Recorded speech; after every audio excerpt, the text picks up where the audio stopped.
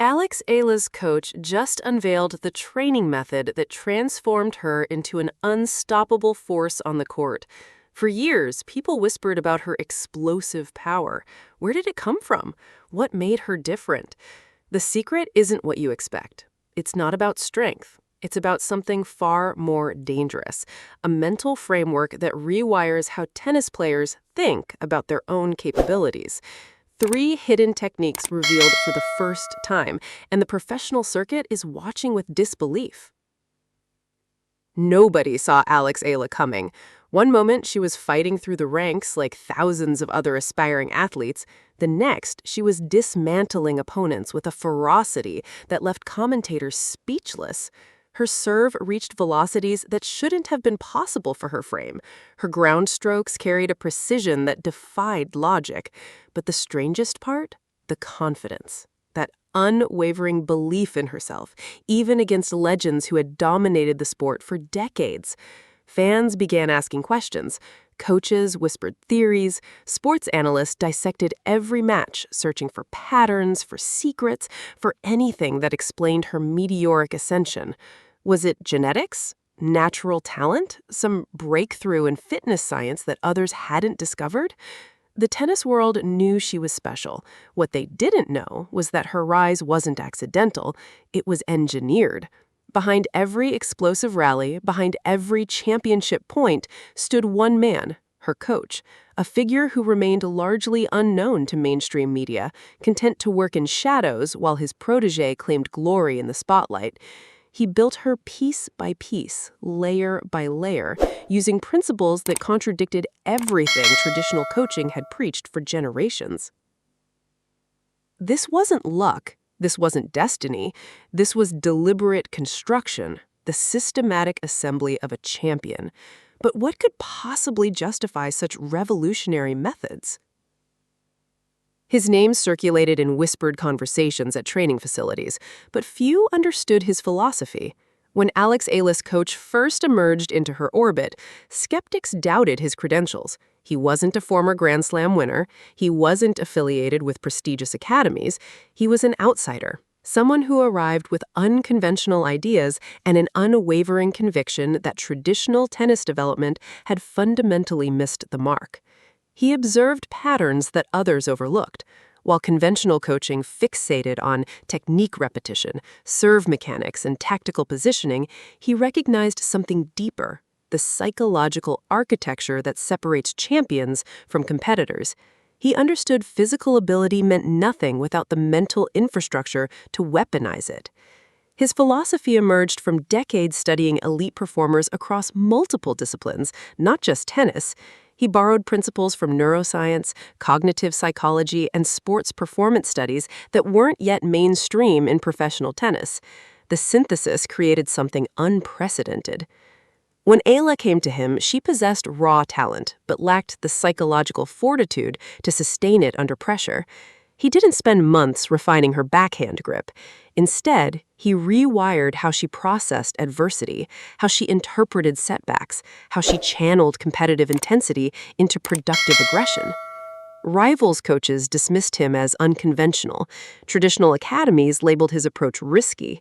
But results don't lie. Within 2 years of working together, Eala ascended from prospect to phenomenon. The transformation was so dramatic that it demanded explanation, and finally, he was ready to reveal it. What could possibly transform an athlete so completely? The first pillar, controlled rage framework. Most coaches teach athletes to suppress emotion, to maintain composure, to play with calculated patience. This coach did the opposite. He taught Eala to harness competitive fury, not as distraction, but as fuel. He developed specific mental protocols that allowed her to access raw aggression, channel it precisely into shot selection, then immediately reset her nervous system for the next point. This wasn't playing angry, this was weaponizing intensity with surgical precision. The second pillar, reverse psychology conditioning. Traditional training emphasizes winning points. This methodology reversed the equation. He made Eala practice scenarios where losing specific rallies produced measurable benefits, developing resilience through controlled failure. She learned that setbacks contained valuable information, not devastating consequences. This rewired her entire relationship with pressure, transforming it from threat into opportunity. The third pillar, neurological pattern interruption. Between points, during changeovers, throughout crucial moments, Eala executes subtle physical and mental sequences that reset her cognitive state. These aren't magical rituals. They're grounded in neuroscience, designed to interrupt negative thought spirals before they gain momentum. Competitors misinterpret these rituals as superstition.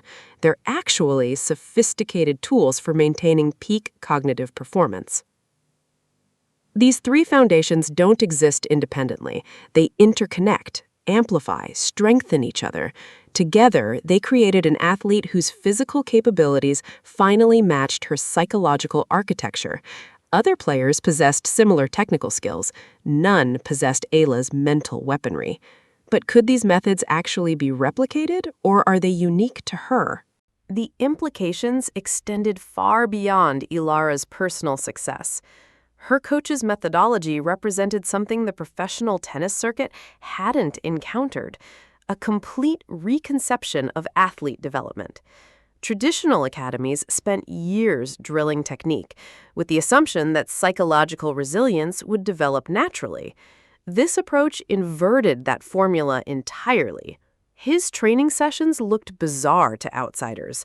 Less time on court, more time in visualization chambers, deliberate practice of failure scenarios, meditation merged with aggressive mental preparation. Opponents' coaches arriving at competitions confused, uncertain what they were facing. When other players attempted copying her techniques, they failed. Why? Because the methodology requires customization. The three pillars must be calibrated to individual psychology, competitive history, and personal neurological architecture. What transforms one athlete into a champion might destabilize another. The coach understood this nuance.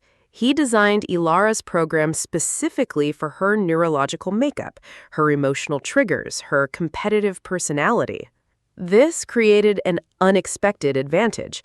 Her competitors couldn't simply adopt her methods. They'd need their own customized versions, requiring coaches with equivalent psychological expertise. The professional circuit suddenly recognized a massive coaching gap.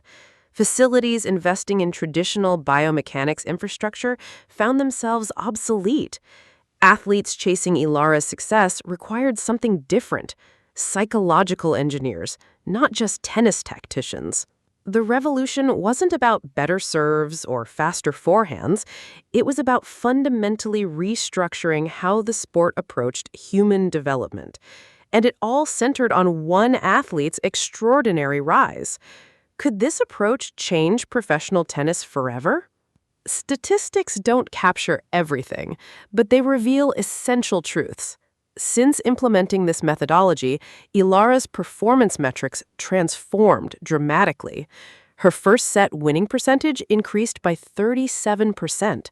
Her performance during high-pressure scenarios, tie breaks, match points, crucial set moments, elevated into territory that rivals couldn't penetrate.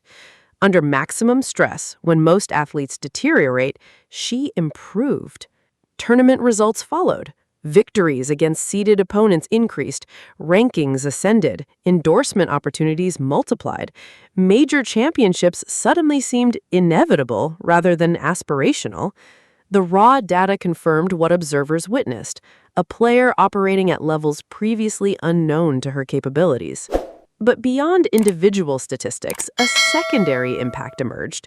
Young athletes worldwide began questioning traditional coaching methodologies. Parents demanded psychological training alongside technical instruction. Academies started recruiting sports psychologists, neuroscience consultants, performance experts who could implement comparable frameworks. The coaching industry recognized it required evolution or obsolescence.